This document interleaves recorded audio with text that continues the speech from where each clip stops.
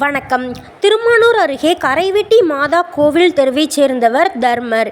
இவரது மகன் பிரின்ஸ். 11ஆம் வகுப்பு படிக்கும் பிரின்ஸ் கடந்த 2ஆம் தேதி முதல் காணவில்லை என கீழப்பழூர் காவல் நிலையத்தில் தர்மர் புகார் அளித்துள்ளார்.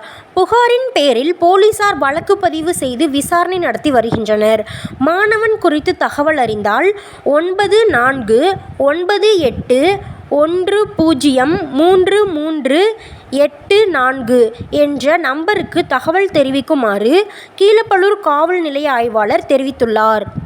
டிஎன் செய்திகளுக்காக அரியலூர் மாவட்ட செய்தியாளர் SP ரவிச்சந்திரன்.